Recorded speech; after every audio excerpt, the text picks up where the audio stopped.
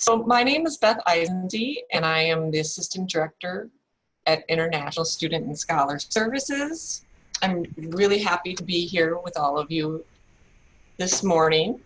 I know many of you are joining from Minneapolis or from Minnesota, but we have also people who are joining throughout the world. So it's great to have you here, regardless of what time zone, weather, or activity you might be doing around the world. So we have missed seeing you and interacting with you on campus. But for me, time with you is continually inspiring, and I'm constantly reminded of the brilliant, engaging scholars we have at our university from throughout the world. And yes, I mean you when I say brilliant and engaging. So I'm looking forward to interacting with you again in the future, and hopefully at the University of Minnesota campus. But until then, this webinar is one of the ways in which we hope that we can stay connected with you. So the first 30 minutes of the webinar starts with the introductory message from our Associate Vice Provost and Dean of International Programs from the Global Programs and Strategy Alliance, Meredith McQuaid. And then we have panelists from the Graduate School, from International Student and Scholar Services, Boynton Health Services, including the Office of Student Health Benefits, Office for Off-Campus Living, and Student Legal Services.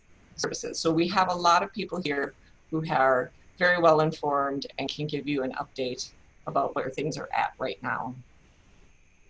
The second 30 minutes will be a Q&A portion. During that time, we will focus on the common questions that were pre-submitted during the registration. You can also submit new questions during the Q&A time. But just so you know, we do have a lengthy list of questions that were pre-submitted, so it will take time to go through those. And again, we'll be focusing on the common questions. If you have a specific question that is very based on your individual situation, we would encourage you to reach out to our offices directly. Also, the form is being recorded, and it will be posted on our webpage for people to review later. So with that information, I'm going to go ahead now and pass it over to our Associate Vice Provost and Dean of International Programs, Meredith McQuaid. Good morning, everybody. Thank you, Beth. Well, hello to all our returning students. We're so happy you joined us for this webinar. We're really happy that you're coming back. Allow me to join with all of the colleagues that are on this webinar this morning in saying how absolutely delighted we are that we have found each other this morning across this crazy planet. Wherever you are, wherever we are, we're together to talk about your return and to hopefully persuade you that you're in good hands and that you're going to have another great semester. In our increasingly interconnected society, we will continue to face challenges like this one we face today with the pandemic and all kinds of national and international relations issues. We'll continue to face these challenges and more. And we know that in order for each of us to be ready for the future, that we have to be able to work across cultural, linguistic, and geographical boundaries. We really need to create a culturally competent workforce that will meet the world's challenges head on with imagination and skills and creativity. And you, each of you, are critical to that mission. So you know this, but global ready graduates are equipped to work with diverse individuals, organizations, markets, and governments. And a global skill set really is no longer just a nice extra for a resume. It's an absolute necessity for success. So what you learn with us and what we create together will continue to give you the skills you need to make a difference in your own way, locally, nationally, and internationally. So the University of Minnesota, as you already know, is a recognized leader in international education, Our faculty do work all over the world. Our students obviously come to us from all over the world. Our students study abroad, they learn languages, and they graduate ready for jobs at home and abroad.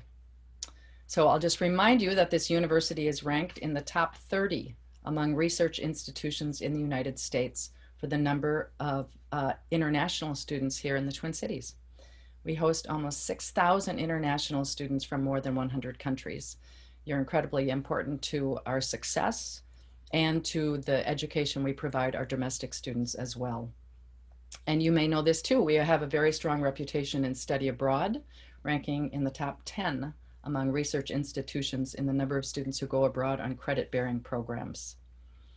And of course, we live in this lovely, diverse metropolitan area. I know some of you have stayed with us through the spring and the summer, and you've watched the changes that the pandemic has had on the way we socialize and interact. And I applaud everyone for abiding by the regulations that keep us safe. For those of you who return, you'll see life has changed a little bit since you left, but we still have our wonderful natural environment. You can get outside and enjoy our lakes and our parkways and our bikeways and stay healthy and get ready for school. Our classrooms and our campus, our labs, our libraries, all of that are enriched through the enrollment of thousands of international students, as I've mentioned, and hundreds of international RAs and TAs that share their perspective and their wisdom with students every day in the classroom. I want to make sure and let you know that we are aware of the many challenges that you've been facing. Some of them are similar to challenges that all students are facing, but particularly international students, it's a very tough time. We're here to try to make that easier. We're hoping that as the semester goes on, the challenges will be overcome, and that by a new year, after an election and after many changes, that 2021 will be a time for us to actually meet face to face and celebrate our many successes. All of us here know that the entire campus community benefits from the sharing of unique perspectives, cultures, and ideas that inspire innovation and ultimately lead to a safer, more productive, more equitable planet. So welcome back to the university. We're so glad you're here.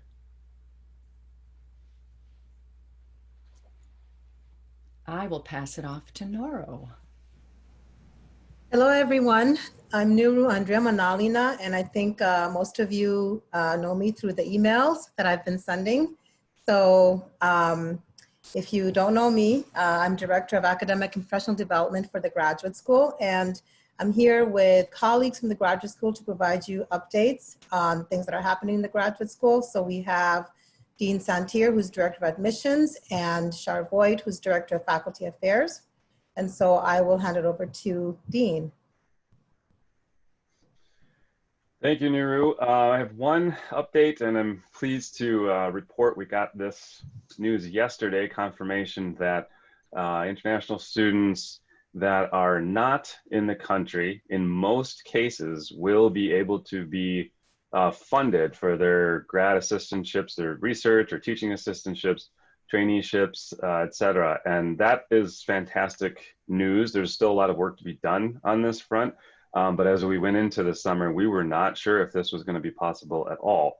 And so a lot of work, again, is being done across the university with many different offices to support students and make sure that this funding can continue or be initiated. And so more to come on this, but I'm pleased to report that piece of news. I think Shar has another update coming next. Yes, hi, I'm Shar Voigt, and I am the Director of Faculty Initiatives in the Graduate School, as Nuru said. And I just have a quick update regarding the Bias Response and Referral Network. So our goal at the university is to have a campus climate that's welcoming, inclusive, respectful for everyone. So just a reminder, if you experience any bias or discrimination on campus, whether that's COVID-19 related or related to any other issue, please submit a report about the incident to the Bias Response and Referral Network. You can submit that report anonymously, so your name does not have to be attached to that. And I know we will have a resource page slide that we'll share, and I'm looking over here. That link to where you can submit that report is listed on that resource sheet. And Noor, I think you've had the remaining updates from the graduate school. Correct. Yep. So there's the resource sheet that Shar was talking about.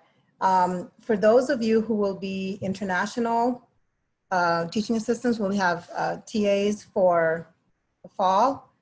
Please make sure you know that there are resources from the Center of Educational Innovation, Grad 5102, which is theory course, and then Grad 5105, which is a practicum course to address particular issues that you might want to learn about in being a TA. And then also know the resource for the reporting bias. And then if you have questions about your employment payment, especially if you are outside the United States, you can send an email to GPS HR.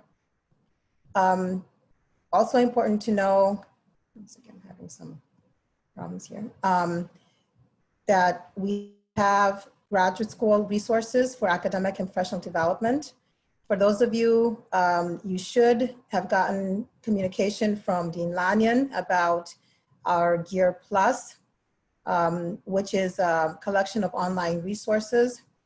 And it's hard to see the left navigation on the screen perhaps, but you can see that there are multiple areas that we want you to be aware of in Gear Plus.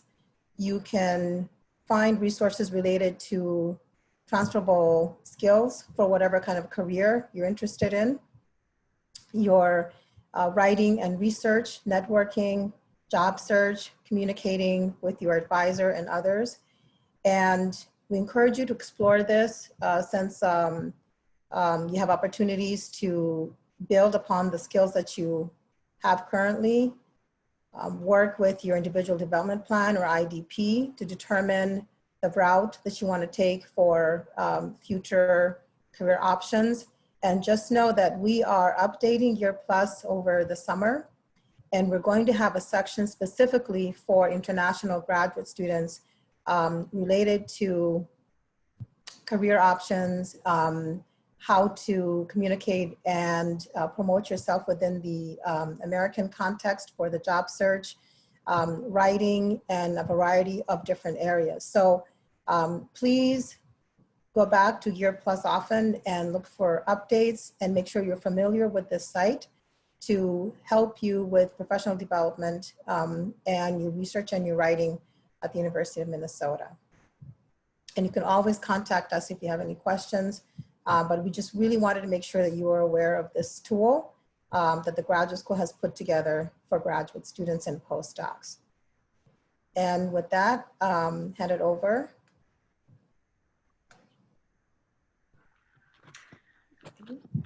So I'm Teresa Gangle-Gaston-Louis, and I'm the Assistant Director for Advising, and I head up the F1 visa area in ISSS, and I'm here representing the advising team. The advisors are working from home and continue to provide advising services, and we're doing that by phone, by Zoom meetings, by email. So if you are if you have a question and we don't get to that question today, definitely contact ISSS. All of you are very aware that the immigration environment has been extremely fluid since March. There's been so much uncertainty, a lot of change, and we realize there's a lot of stress that this has been creating for you and that you've had to live with this for quite a while. And we now finally believe that we have the guidance for fall, which came out last Friday. We think that this is the guidance that's going to hold through the fall semester. There might be some tweaks here or there. I also want to acknowledge that there is one area that was not addressed, and that has to do with the transfer students who are still out of the US and may not be able to come back into the US. So we're hoping there'll be some information about that. The guidance, the main theme of the guidance of the July 24th Student Exchange Visitor Program, frequently asked questions, and again, this is for continuing F1 students, is that you can take all of your courses online. And this includes students who are in the US and studied in the US in the spring, even if they're starting a new program in fall. For example, you were here at the U of M and you were an undergraduate, now you're becoming a graduate student, or you were in a master's program and now you're starting a PhD program. You will be able to study completely online. Transfer students who are currently in the US can study fully online, but there's an important distinction. According to the guidance, transfer students who are outside of the US who want to return will not be able to study fully online. And finally, the last thing I want to mention with regards to the new guidance, it did clarify that all F1 students in the US in the fall will be able to maintain their visa status and stay in the US, even if the university switches from its hybrid model to all online courses at some future date in the fall. And with that, I'm going to turn it over to Dave Golden. Hi all, thanks for joining this morning. Just want to let you know a couple of things about Boynton. I work there as the Director of Public Health, and just want you to be aware that one, Boynton is open. We're seeing people both face-to-face and via telehealth. We're using all the things that you've seen around, trying to keep the environment safe. In other words, we're screening at the door. People are wearing masks and we're using distancing, wherever we can. But, operations are open, like our lab is open. We're doing x-rays. We are doing primary care, like regular doctor visits, and those are both being done face-to-face and via telehealth. Our dental clinic is open. And so they're almost up to full speed as far as their services. Again, eye clinic is open and seeing patients again. Our pharmacy is open. It's curbside service for pharmacy. Mental health, most of those visits are being done via telehealth right now, but things are going well. But physical therapy, nutrition, all those services are up and running. So really, all those types of services, including immunizations, et cetera, are open, that you're able to access all those services. If you have questions at all, you're free to call. A great way to do it. Generally, for our services, it's best if you call first to access care of some kind, and also, or there is online scheduling as well. And yes, for people that meet the criteria of being symptomatic for COVID, or they've been exposed to somebody with COVID, we are doing COVID testing for folks as well. And so I'll leave it at that, and I'll turn this over to Greg Thurston, our Director of Student Health Benefits. Greg? Thanks, Dave. As Dave said, I'm Greg Thurston, the Director of the Office of Student Health Benefits. Want to point out that obviously there's a lot of information related to health insurance, and that American health insurance is, somewhat complicated. And so I do want to just remind you that any information on the health plan that we have can be found online at our website, shb.umn.edu. And then, of course, my office, the Office of Student Health Benefits, is available to help you with any of your health insurance questions. It's important to point out that while our office is located in Boynton, we are all currently working remotely, so there's no reason to go to Boynton looking to talk to someone in the Office of Student Health Benefits. Instead, please just call the office or email us, and we'll be able to assist you with any questions. Now, in terms of the coverage, if you currently have health insurance on the student health benefit plan, that runs through August 23rd, and then the new plan year is going to start August 24th. If you're on the Graduate Assistant Health Plan, that plan year runs through August 31st, and then the new coverage for that will start on September 1st. If you're not currently in the United States and maybe are not currently covered by the one of our plans, if you're going to be arriving before the coverage would normally start, you can give our office a call and we can get you enrolled, you know, the day that you come in to the country. If you're, well, as a general rule, remember, you have to have one of our plans as long as you don't have other coverage to a U.S. employer. But if you're going to be remaining in your country and taking the classes online, remaining in your country, then you won't be required to enroll in the student health plan. Big question, of course, is what's the coverage for COVID-19 treatments and testing? If you remember, when everything happened with COVID, we made some changes to the plan so that any COVID testing or treatment for COVID illness would be covered at 100% with no out-of-pocket cost for the participant, and that's whether you were on the student health benefit plan or the graduate assistant health plan. That coverage, 100% coverage, is in effect through September 30th, and then at that point it'll be reviewed to determine whether we need to extend full coverage without any cost sharing to you after that time.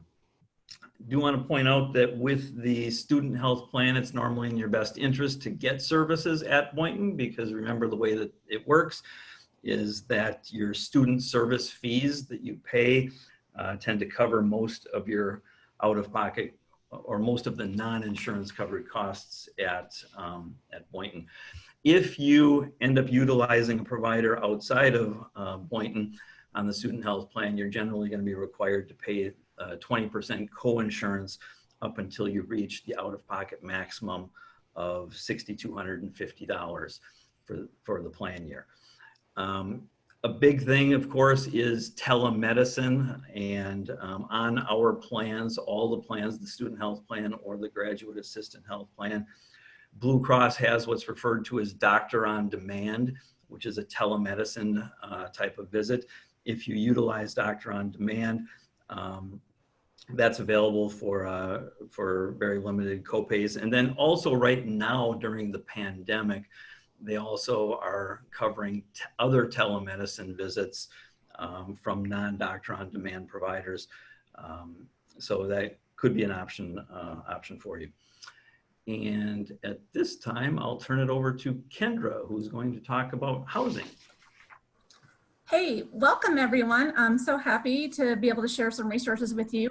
Carmen McQuitty and I are going to introduce ourselves, and then we will jump into kind of what we're going to talk about. So I'm Kendra Tironi. I'm the program director for off-campus living. Our office provides resources for all the students who rent off campus and students who commute from home.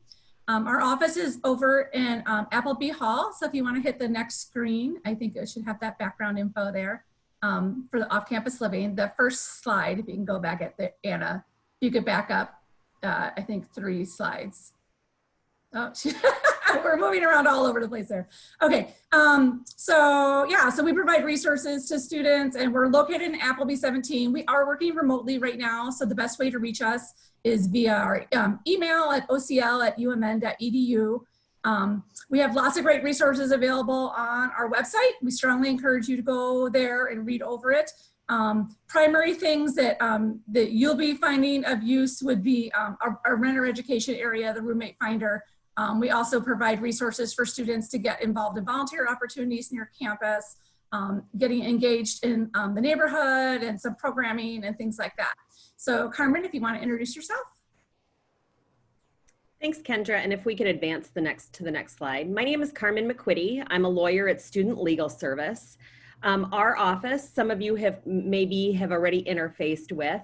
We are a legal service on campus just for students. We are real lawyers. We have experience navigating landlord-tenant issues. criminal defense if you get into any trouble. We have attorneys who do immigration, consumer, all sorts of things. The big thing with our office is that you have to be paying the student service fee to use us. So if your program doesn't require you to use or pay the student service fee, you'd have to opt in. Our office is funded 100% by the student service fee, so we can only help students who pay that. We are also working completely remotely. It's going great.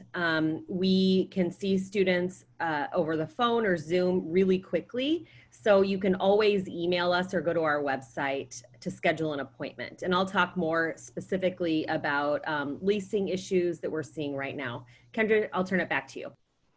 Great. So if we can go to the next slide. So we just wanted to kind of go over a couple situations that some of you might be facing right now. So if you are currently searching for housing, we recommend that you use the off-campus listing service, which is at listings.umn.edu to help you search. They have a great filter feature where you can search by adjusting for how many bedrooms or bathrooms you might be looking for, neighborhood, price point, things like that. If you are in need of a roommate or would be interested in filling an open spot in an apartment or house, we have our roommate finder service that operates out of my office, Off-Campus Living, that is very popular with graduate and professional students. And we also have a housing group on Facebook that our office is the admin for, and it's within the University of Minnesota network on Facebook that could be really useful to you. There are lots of other housing sublet roommate groups on Facebook as well, but that are outside of the University of Minnesota network on Facebook. You're welcome to use those as well. Just know that they are not there's no oversight from the university on those. So sometimes they often have more spam. There might be some scams that happen on those sites. So you just want to be a little more careful if you're utilizing those. If you have already signed a lease for next fall, which I'm guessing as a returning students, many of you have probably done so. And so if you have signed a lease and you plan to live there this fall, I think you're probably good, right?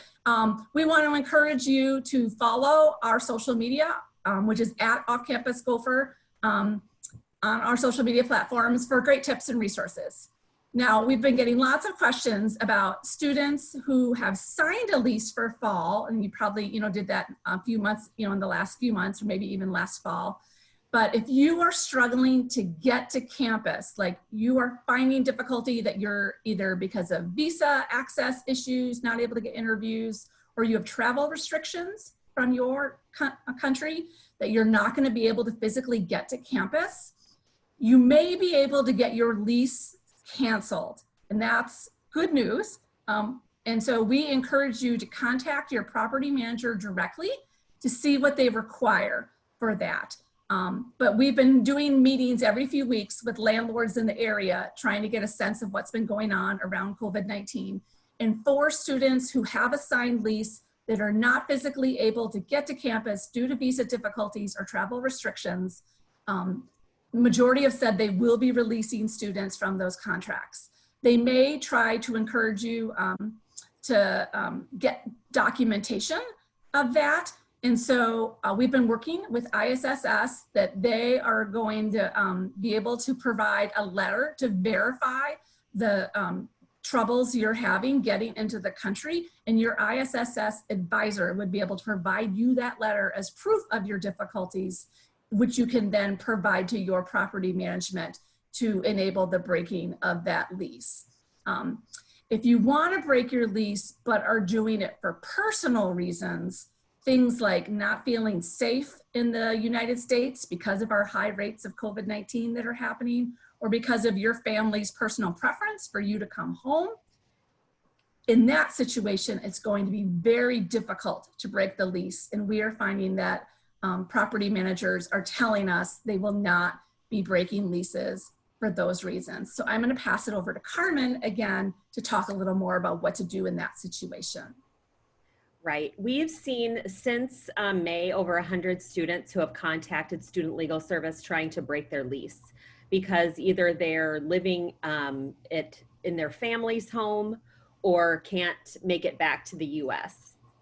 And let me tell you the process. Just like Kendra said, we would always recommend that you first reach out to your landlord if you can't, if you don't plan to live in the space, even though you've signed a lease.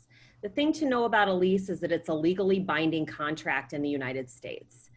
And there's nothing in the lease that will tell, that says if you can't live here anymore, you're allowed to get out of it. So we will work with you one-to-one and advocate on your behalf to get out of that lease.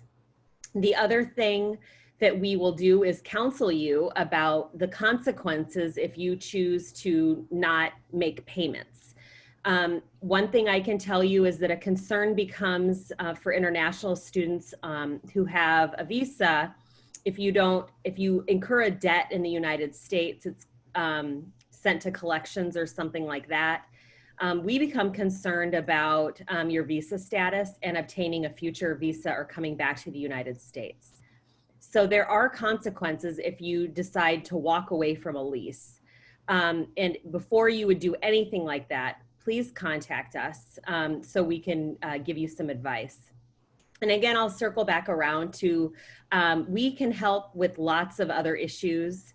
You know, if you sign if you buy a car and it doesn't go well, or you have some questions about an employment contract, we can help with those things too. So always reach out to us at our email address before you make any big legal decisions, because our goal is to mitigate any long-term negative consequences. Another issue we've been seeing is students who have already left their apartment and still have stuff in their apartment and are trying to get it out. And Kendra is going to talk a little bit more and wrap us up about what to do in that situation. Sure. So yeah, feel free to go to the next slide that just has the contact info for Carmen and I both. So I will mention, so we have had some students, as Carmen mentioned, who have items still in the apartment where they were living this past spring semester, and maybe you traveled over spring break and you weren't able to return to the country for whatever reason, or you are no longer there. So complexes have told us, the landlords have told us that most of them already have a policy in place for what happens if there's unclaimed belongings left in an apartment unit at the end of the lease. And typically what happens is that the apartment complex will pack up the items and store them for a certain amount of time. It's very often 30 days or 60 days. It does vary from complex to complex. So you would want to reach out to your apartment complex and talk with them about what's their policy, how do they handle that. Right now, they typically they're trying to work with students to, if you have a friend or a representative who you would want to claim your items for you, if you are not able to come back into the country, they will try and work with you to do that. They do charge a fee for them packing the items and storing them for however many, and normally it's a monthly fee for when they're storing those items. Some apartment complexes have storage space in their facility, and they're able to, they've indicated to us that they will hold it longer than normal. So if their policy is normally 30 days, but you'll be coming back and getting in the country in August or September, or maybe coming back in December, there's the possibility that they might be willing to hold it for you until that time, charging you that monthly fee.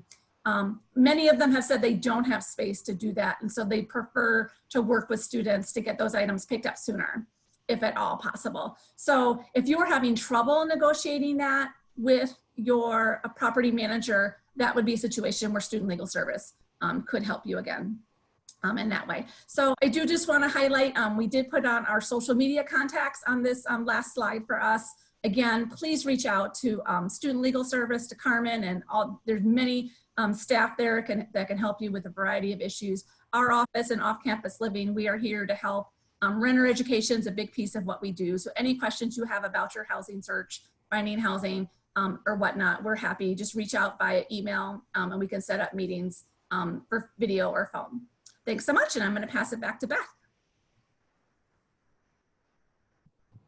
Thank you, everyone.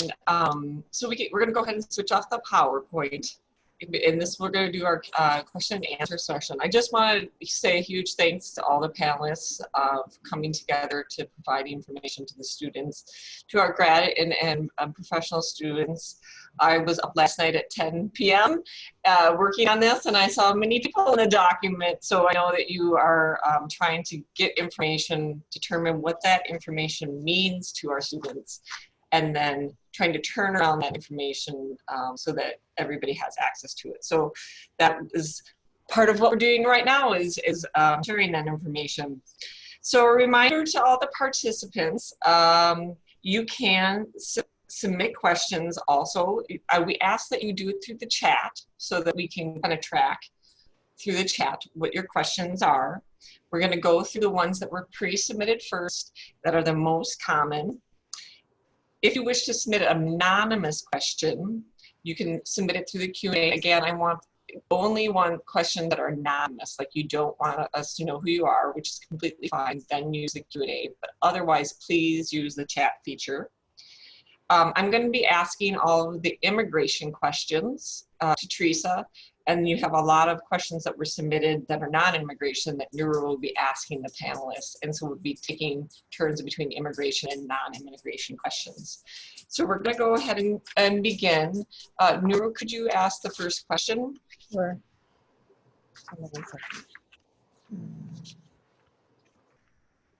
Okay. So if I don't feel safe working or teaching on campus, how do I convey this to my advisor? Thank you, Nuru. This is Shar Boyt from the Graduate School. So our priority is making sure that you do feel safe about returning to campus.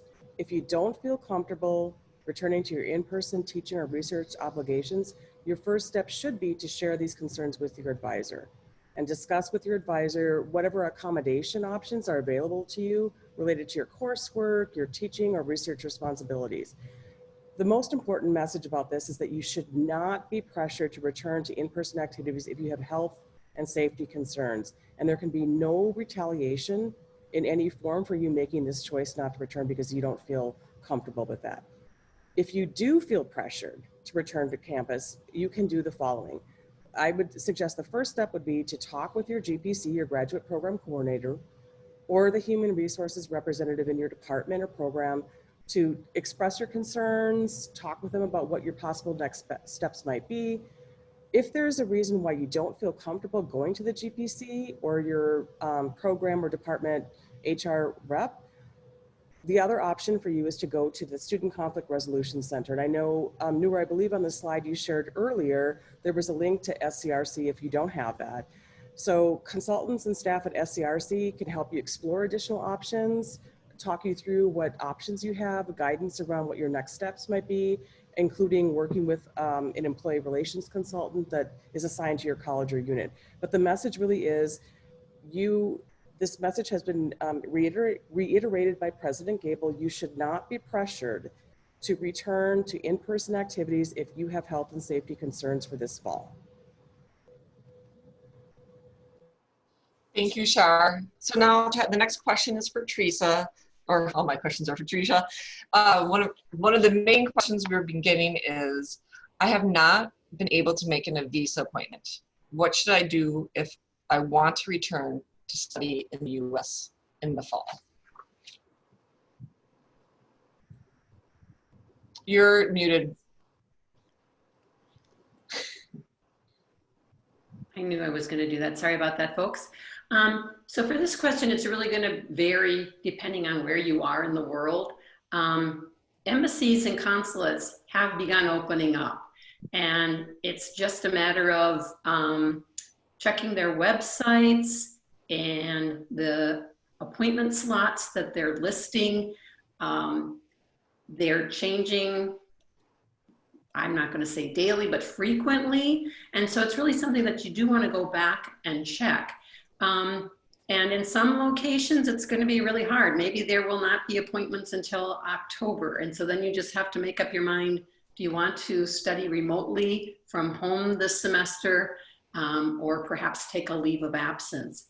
If you have some flexibility and can check some of the consulate locations nearby your home, maybe not your preferred location, but something that you could get to with some ease, we recommend that you do that as well.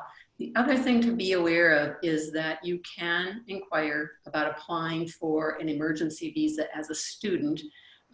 Some embassies will consider these requests when you are within 30 days of the report by date of your I-20. I'm going to just mention one other thing that someone brought up in the chat. There was one other group of students that I did not address about whether or not they would be able to continue to maintain their F1 status. So students who studied in the US in March and then left and will continue to study full-time remotely in the fall, they will be able to maintain their F1 visa status. So I just wanted to mention that before we move on to the next question. Thank you, Teresa. This question is to Dave, and it could maybe be a two-part.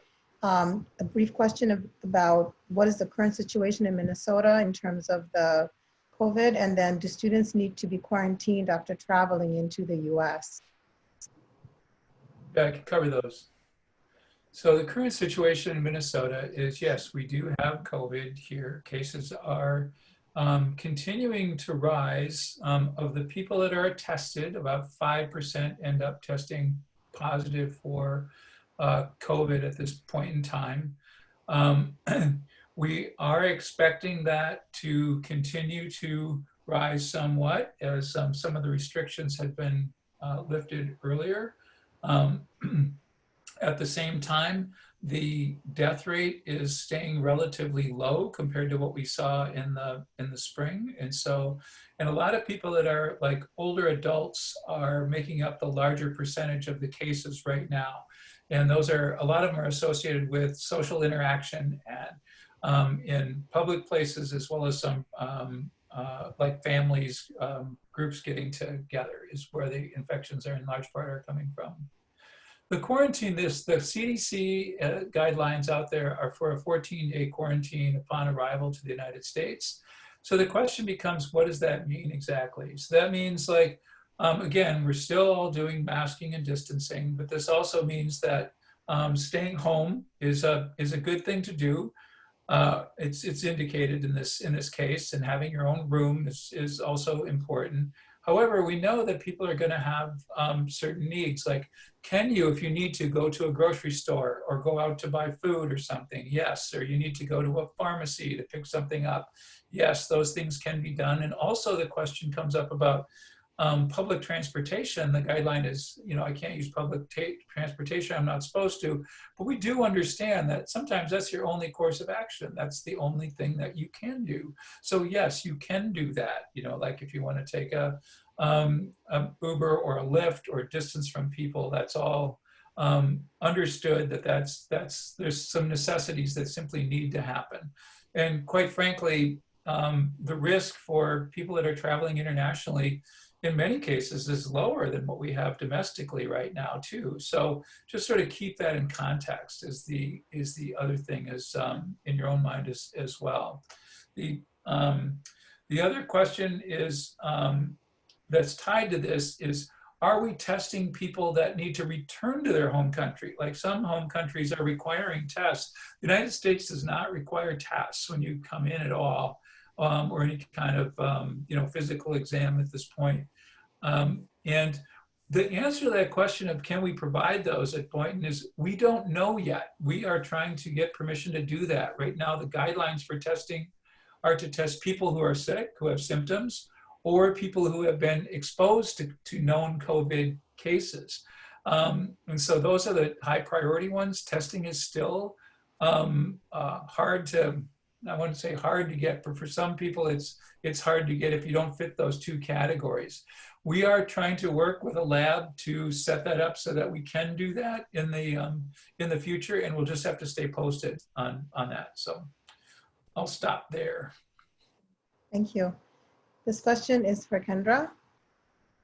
How can we handle COVID in shared housing situation? Yeah, so I think, you know, if you are already here, you've probably seen that they're asking people to wear masks, to be really careful while you're in the public spaces in your apartment building or whatnot.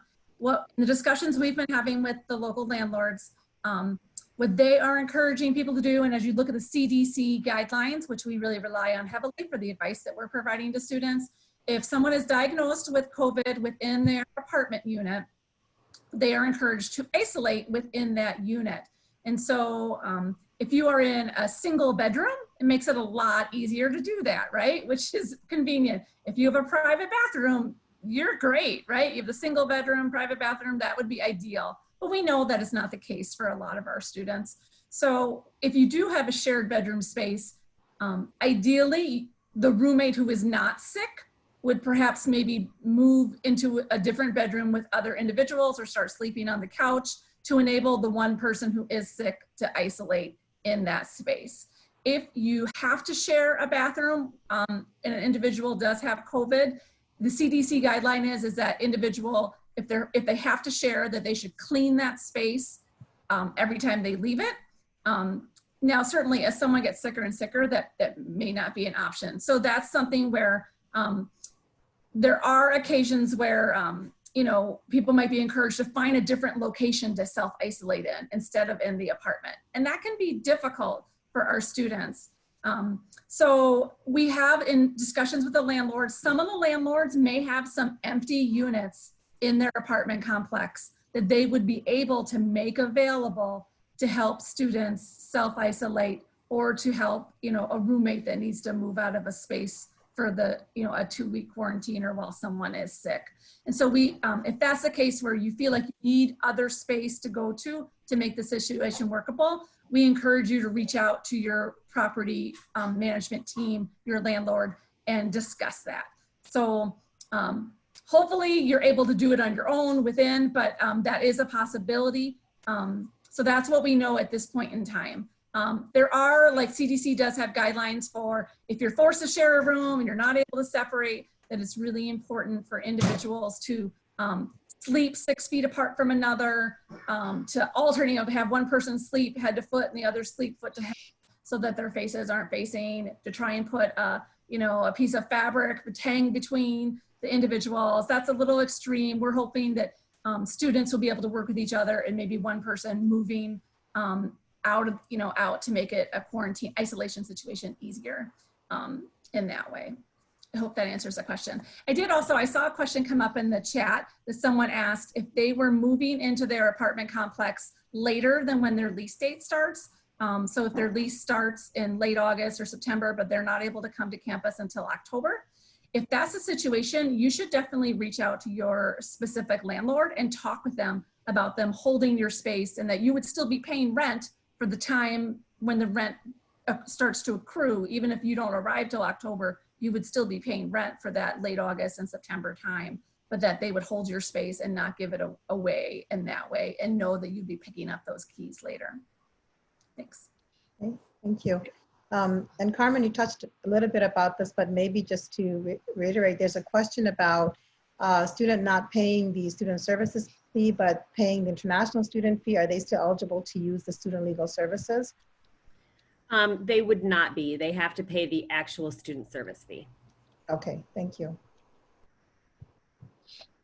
Great.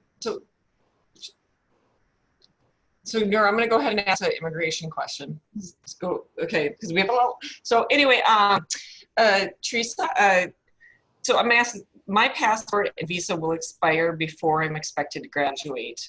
What should I do? What you're going to want to do is contact your embassy or your consulate to get instructions about what you're required to do to renew your passport. Your passport's supposed to be valid at all times, so check on that process. During COVID-19, we've had conversations with a number of students who told us that it takes a long time. So if you're aware that your passport's going to expire, then start checking into that right now.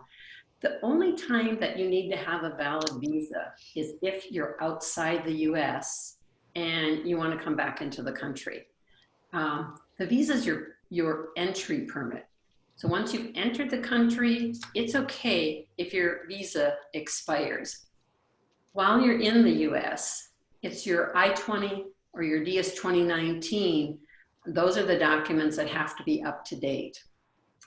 If you're going to go home at this time, or for example, during the spring break, or the winter break, and you're going home for the sole purpose of renewing your visa, you do risk the possibility of not being able to come back to the US in a timely manner. So don't worry if your visa is going to expire. If you're not out of the US, you're inside the country, it's no problem that your visa stamp is expired. Thank you. Nero? Yep. Tishar, should I be worried about my PhD funding?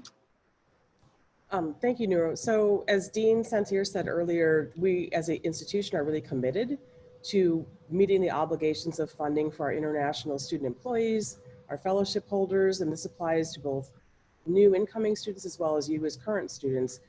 In most cases, we have learned just recently, we will be able to continue to pay international student employees and fellowship recipients who will be working remotely outside the US for any number of COVID-related reasons. This includes GAs, TAs, RAs, again, fellowship recipients. The exceptions to this would be unusual, specific situations that present really prohibitive legal or practical challenges. We're expecting to get more detailed information about how to implement the way that we actually go about making the payments within the next couple weeks. However, in the meantime, I do want to mention something that Dean did not say. If you have specific questions about your particular situation, please send an email to gpshr@umn.edu. Again, that's gpshr@umn.edu. They are working very hard to try to understand what all the different situations students are facing and how we might go about addressing specific issues with particular students. So please feel free to do that. Great. I also just put that in. Just put that address into the chat as well. The HR chat address. Nero, can I go? I'm going to go ahead and ask a question. So, Teresa, are embassies processing F2 visas for dependents of graduate students? Yeah, the embassies that are open for visa processing will process a visa application for an F1's dependents. So you will be able to apply for both your visa and your dependent visas at the same time. Great, thank you. Vero? Yep. So for Boynton, are there other procedures we should know about with international flights and arrival? Not that I can think of. Really, I think that's all the information I've got at this point. And so we're good. There's nothing else you need to do that I'm aware of. Okay. To Kendra, what resources are available for students living off campus? Sure. So our office provides lots of resources. We do encourage you to check out that website and follow us on social media, because that's going to be the easiest way to see everything. But a big focus is renter education. And so again, our most popular tool for graduate and professional students is that roommate finder. We find that a lot of folks are looking for help in identifying roommates. And you can go to our website to see the specific address for that. If you go to the kind of finding a roommate, it lists that as well. We do have an off-campus housing fair that we will be hosting in fall semester on November 10th. Hosting that together with Housing and Residential Life, where we, as you may have seen last year, we invite in a lot of the off-campus apartments to showcase things and answer questions in person. If that event does need to get moved online, we do have a backup plan to go virtual with that event and using the listing service to highlight that and whatnot. We do have on our website some virtual housing tours that we've done of apartment complexes to try, and we'll be trying to add more videos as time goes on, but we've created those videos specifically with the intention for international students who aren't able to see properties in person themselves. And so that's a tool, and that's on our YouTube channel, which is linked from our website and our social media as well. I think other things, we have lots of in-person programming that we'll be doing in a socially distanced way. Welcome events, chances for you to connect with others in the community. One example will be if you're living in the Southeast Como neighborhood, we're going to be doing an ice cream truck that's going to be going through the neighborhood giving out free ice cream, and we'll be in person as like a little parade, sharing some resources in person, answering questions, things like that. So we're trying to do some fun social distance program in person. We'll be having some virtual programming that'll happen as well. We also provide resources to help students get engaged in volunteer opportunities in the near campus area. So things that you can walk to or bike to that are convenient in that way, ways for you to connect with folks in that. And we do a lot of work to help students feel positively engaged in their neighborhood. If there's things where maybe, they're needing help working with neighbors, if there's conflicts or what, we help you get connected with mediation resources, things of that nature. But we really want to help you have a positive experience of living in the neighborhoods. And so a lot of our resources are focused on that as well. Great. Nerissa, go ahead. Should I go ahead? Yep. Okay. So Teresa, what guidance can you provide about traveling outside the U.S. during any break times? So I know that people have some questions specifically around the whole Thanksgiving period. So a number of courses will have their online requirements ending at that time.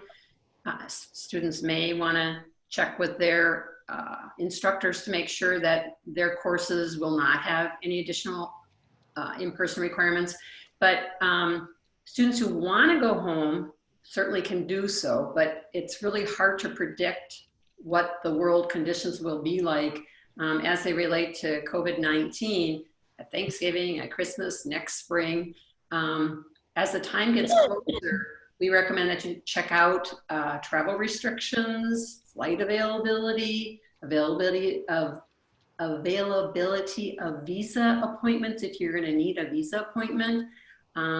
So just be as forearmed with information as you can be, and then make the decision. Great. And Nuru, I know, Dave, you only have a little limited time with us. I mean, we're scheduled for an hour. I think if there's a few people who could stay on to answer more questions, we can do that. But Dave, since you need to go at 9:10, Nuru, are there any other questions for Dave or for Dave? There are quite a few, but maybe I could just pick one here.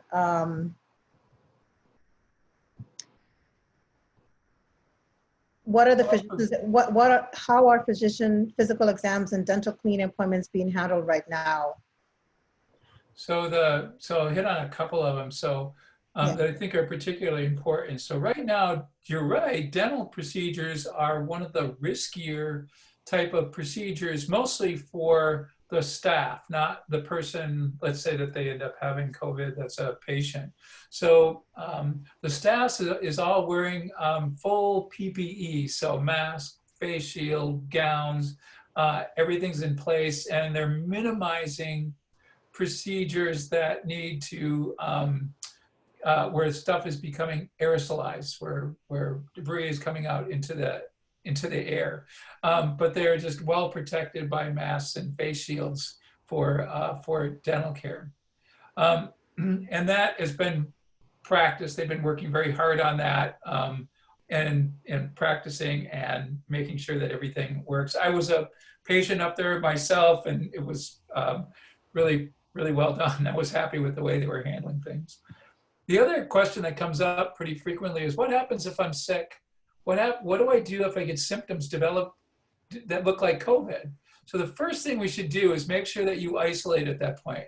So this is one where you need to stay in your room. You shouldn't be in any shared space. We're suspecting now that I might have COVID. So you want to stay there.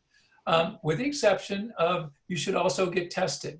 And you can call Boynton and they can talk through your symptoms with you, and they can schedule you so you can get tested.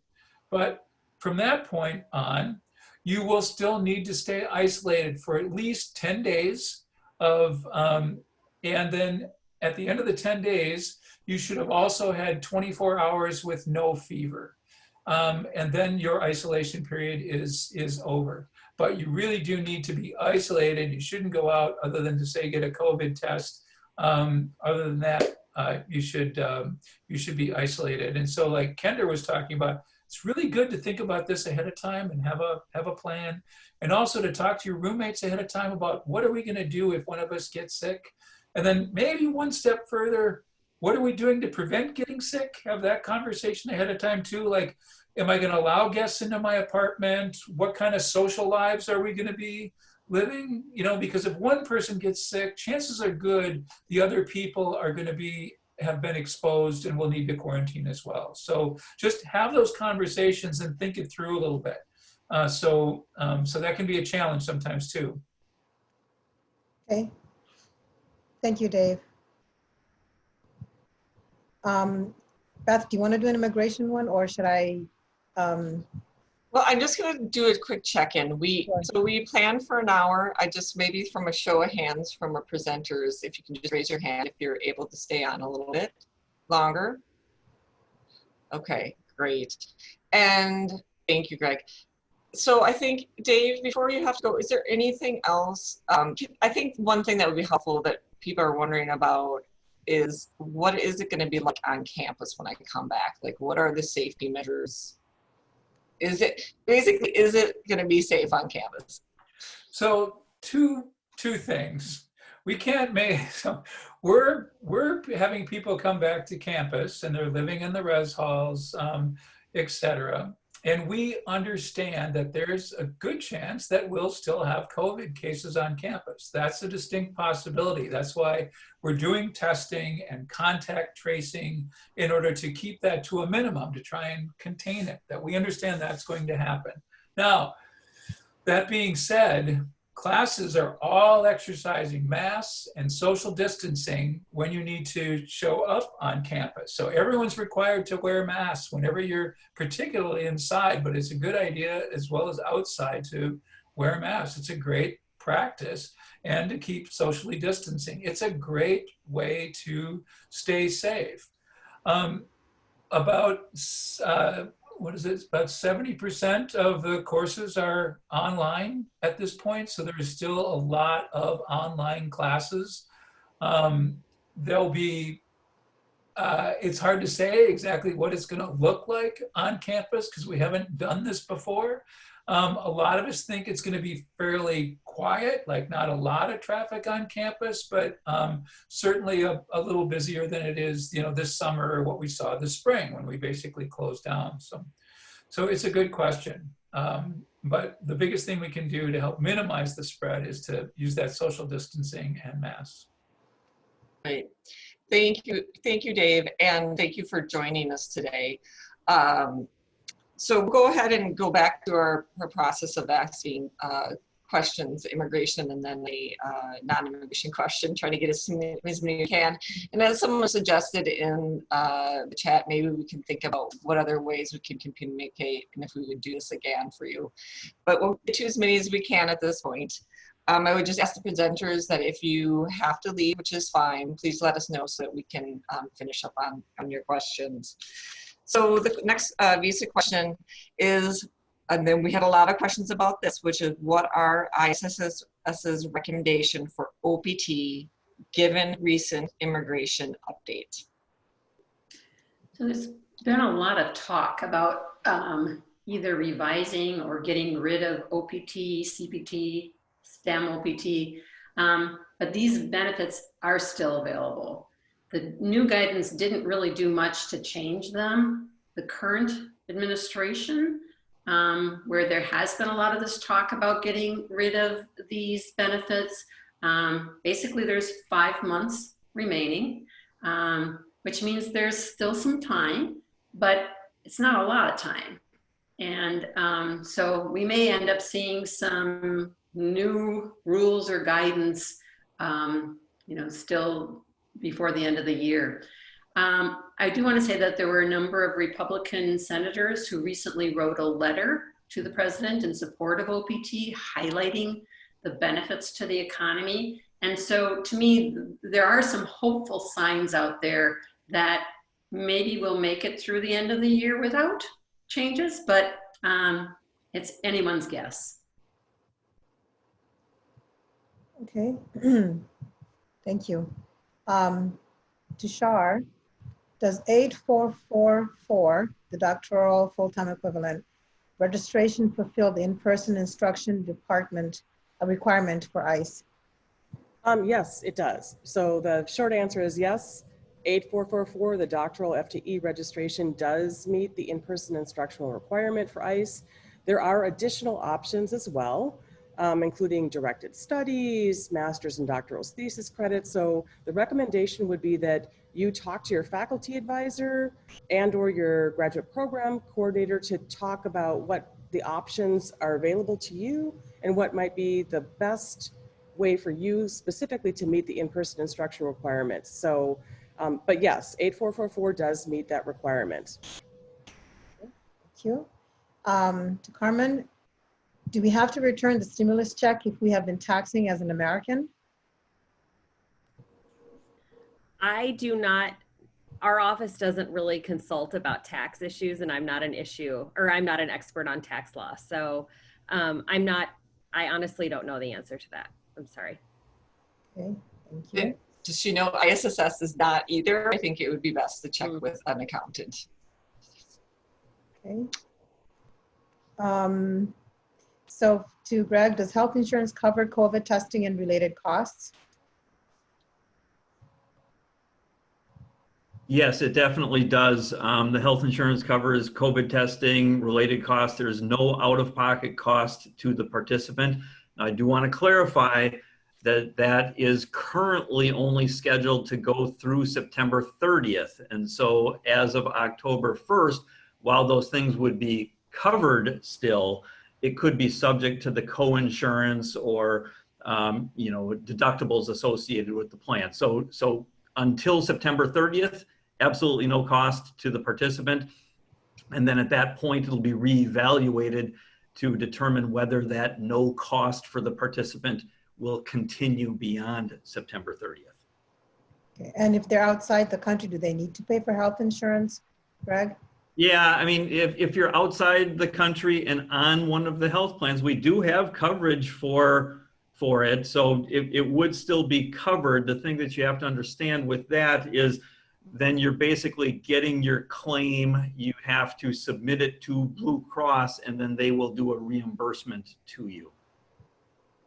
Okay. Can you just clarify, Greg, though, if a student is outside of the country for this fall, let's say the fall semester, will they be required to pay student health insurance? Right. No, if you're never coming into the country, if you're outside of the country, there will be no requirement to have the health insurance. And frankly, I think for most people, they probably would not have it because many of your home countries have nationalized healthcare or whatever that would be more convenient for you to access in your own country than either the student health plan or the graduate assistant plan. Okay. Should I go ahead? No? Yep. Okay, I'll just jump in every once in a while. So Teresa, if a student is going to be out of the US for more than 5 months, what is the procedure to return? For students who left the US in March and they continued to maintain a full course of study and now want to return, the 5-month rule has been temporarily suspended. So if you have a valid visa, you've got a current travel signature, you can come back to the US and you don't need to apply for a new I-20 or to get a new CBIS record. If your travel signature expired, so that means it's more than a year old at the time you're planning to come in, then you'll need to submit a request to the My ISSS and request a travel I-20. Thank you. Tushar, if I drop 1 year, for example, take a leave of absence because of COVID-19, what would be the consequences? What would my visa status? Would my visa status be affected, and would I still pay tuition and fees? So I can only offer a partial answer to this question because I'm not an expert on the implications for leave of absence on all aspects. of the student experience. What I can say is that physical or mental health concerns, including any concerns you might have related to COVID-19, are one of the eligibility criteria for requesting a formal leave of absence. However, taking a formal leave of absence may have implications on your current and future financial aid, your student loan repayment, eligibility for scholarships. It may affect your visa status. I can't speak to those specific impacts, but I know that what I would say is that you should investigate those impacts before you would consider requesting a formal leave of absence. And certainly, you should talk to your faculty advisor before you, so talk through that. But I would like to defer to, I don't know if Greg can answer that, or Teresa, in terms of the visa implications. Those are not aspects of that I can speak to. So I would defer to those colleagues if they will have anything to add to that question. So typically, if you're taking a leave of absence, then, and you're going to be out of the US for a semester, you would have your current CVIS record ended, and then when you're getting ready to come back to the US, you'd contact us, you tell us now you're getting ready to return, and then we'd issue you a new I-20 or DS 2019. Okay. So last question regarding insurance for Greg. When does health insurance start and when is the payment due? And then if I get sick before semester starts or during winter, spring break, will insurance cover me?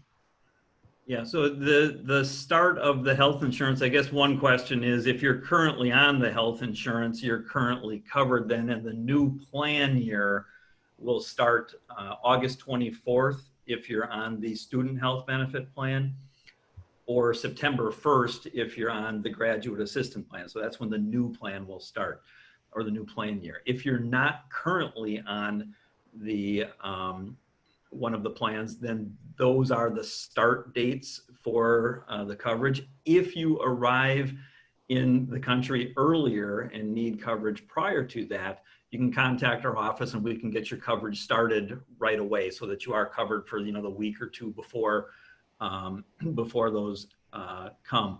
I think there was a question then about in the winter or whatever, maybe after the Thanksgiving break, if people don't come back, you're covered. If you're on the coverage in the fall, that's going to go all the way until the day that coverage begins for the spring semester, which is mid-January or so. Thank you, Greg. Yep. So Teresa, a question for you. I am currently in the US and I'm planning to take my courses online and complete my degree online. So can I return to my home country to do this? So you can complete your degree from home. The thing to think about is if you're interested in returning to the US because you might want to do OPT, you should know that students are expected to be inside the US when they make their OPT application.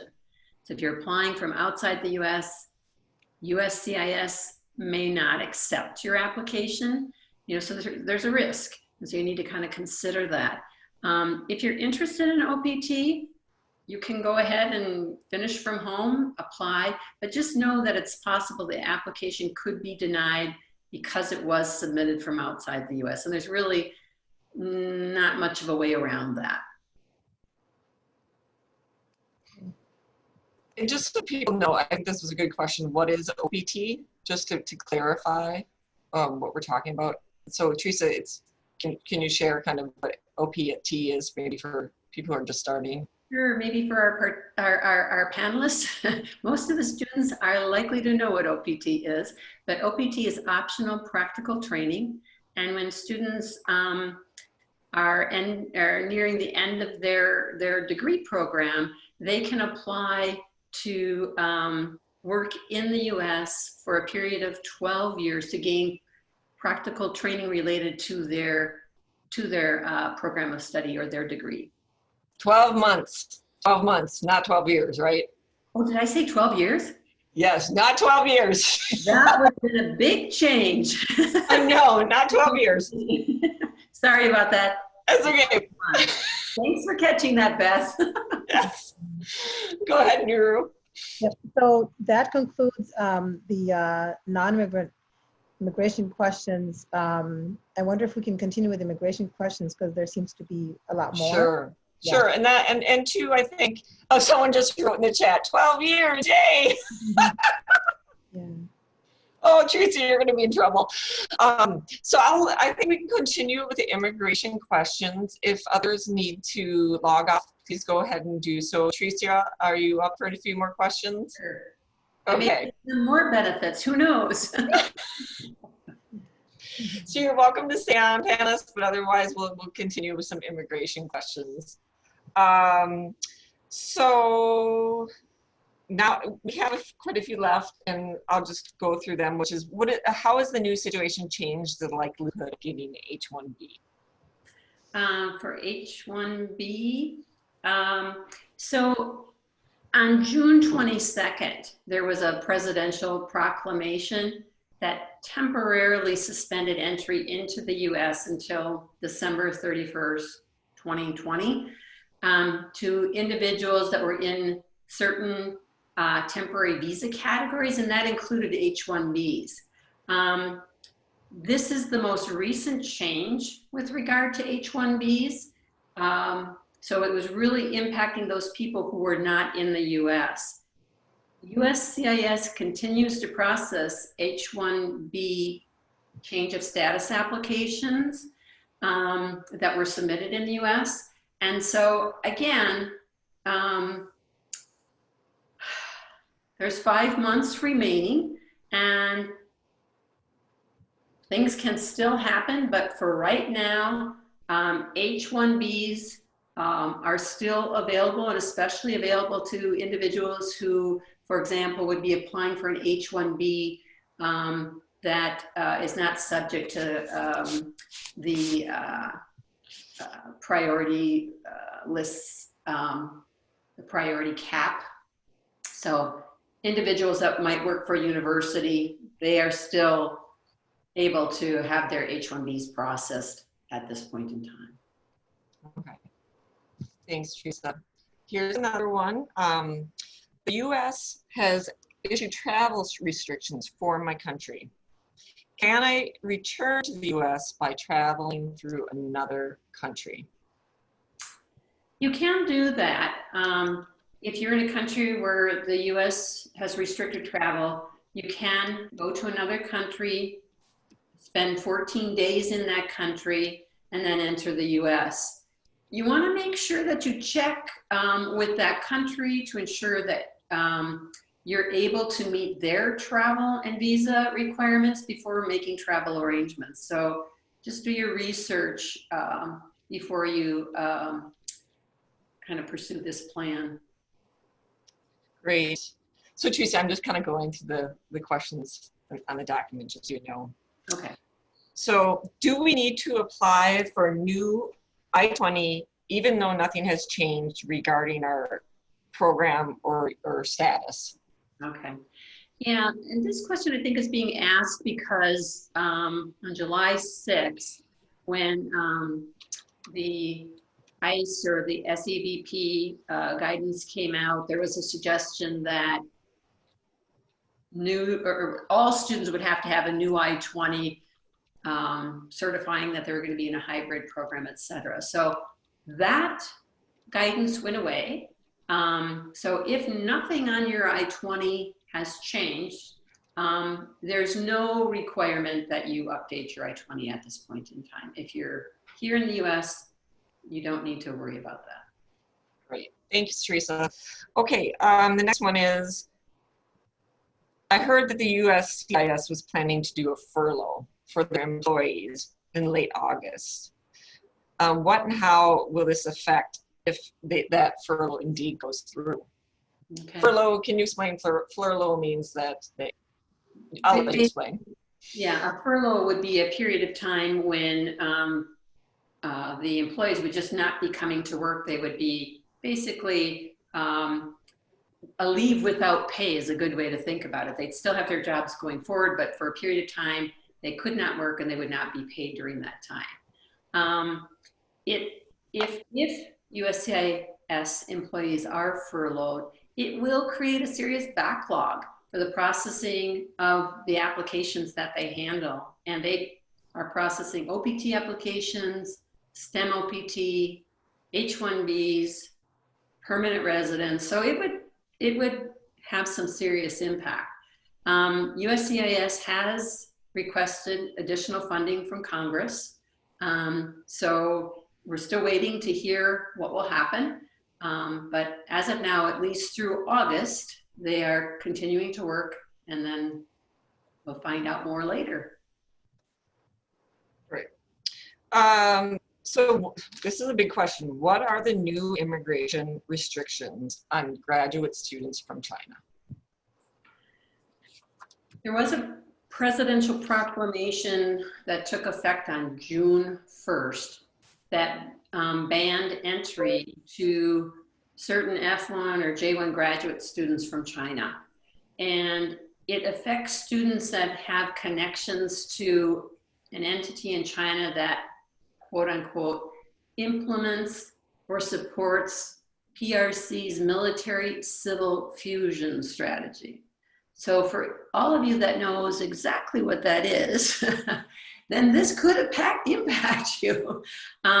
But there's a lot of uncertainty about really who this will impact. And if you have a sense that it may impact you, the only way you'd find out is if you actually went to apply for a visa. So those individuals who are here in the US, it's not likely to impact you. However, the Secretary of State could determine that current F1 or J1 graduate students meet the criteria regarding this involvement in the military fusion strategy, and they could have their visas revoked, which would mean that if you left the US, you would not be able to come back. So a lot of possibility with this, but we have not been hearing from individuals or very many individuals that are being impacted by this. But it's something you should be aware of. Those of you who are outside the US, if you work in this area, it is possible when you go to apply for your visa, they will tell you, no, you are not able to get your visa because of this presidential proclamation. I'm just looking through the questions, and I mean, we've answered most of the general questions. There is a question, and this is not regarding just this time, but in general, but our program plans to add one more semester with only one course for meeting OPT requirements. I think you might need CPT. And Nickly, I'm not quite sure. I'm thinking you mean CPT. Does that mean I'm going to be part-time student the last semester? My guess is that he's talking about CPT. Does that make sense to you? Or I would recommend that this individual send their question to the ISSS email address, because I don't want to say something without really being clear as to what their question really means. Okay, okay.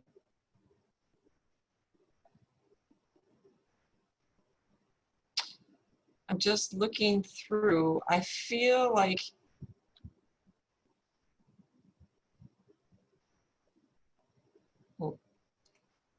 so a lot of these questions that have not been answered are really specific to individual situations.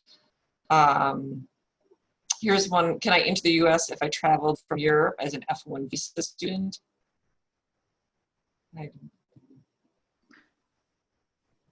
So again, I think what you want to do is check the websites for the different countries that you're going to be traveling through and see if there are any travel restrictions, and if they, and whether or not the US has any travel restrictions with those countries.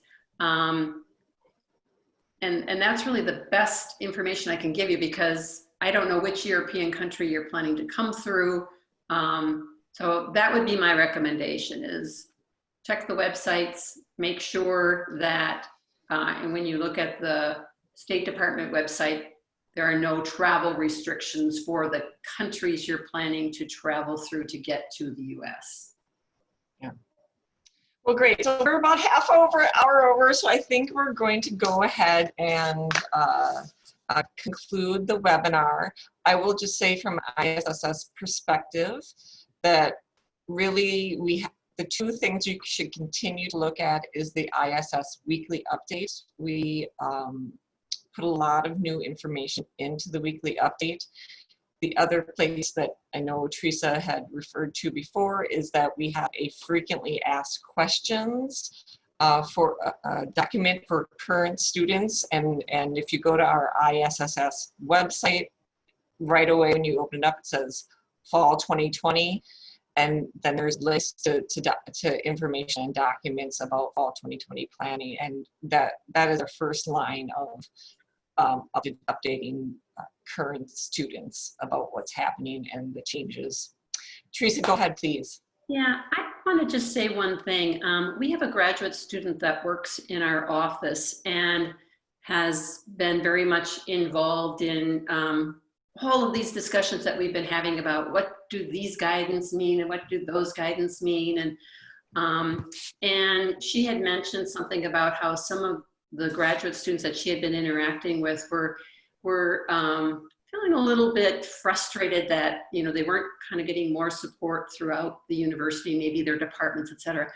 And I just want to say, for the last 2 months, I've been attending GPC update meetings. And in every one of those meetings, those GPC or graduate program coordinators have been asking questions, trying to make sure that, you know, they understood what the circumstances were for students, wanted to be able to communicate out to students. This issue around TA and RAs and whether or not students would be able to be paid from home. Every week, people were asking questions about this. So I just want to let you know that as somebody who works very closely with international students, that you should know that you have a lot of support around the university, and especially in your departments. People are backing you up 100% and very, very concerned about your well-being. So it makes me proud to be part of the university, and I wanted to share that. And Nuru, I think just if you want to wrap up any remaining comments, but I think this point about being in contact with your GPC is something that keeps coming up. So I don't know if you want to say a few remaining words or anything about the GPCs. Yes, absolutely. Just like Teresa said, we do meet weekly with all graduate program coordinators, and the well-being and being able to support international grad students is always at the forefront of the conversation. So that is true. Just to know that there isn't sometimes a one-size-fits-all policy or procedure. So if you're really not sure about what courses will be offered online, what kind of funding am I eligible for, and so on, you really should contact your GPC. Start there. And if for whatever reason they're communicating something that's not clear to you, ask for clarification or email ISSS if you just want to check where things are in terms of university policies. So, but your GPC really should be the first place for you to ask any questions related to your specific situation, whether it's funding or courses or how to proceed with your graduate program at this time. Well, thank you all for joining us, and we hope that you're well, you're healthy, and please reach out to us for any questions so that we can support all of you. Thank you all. Thank you.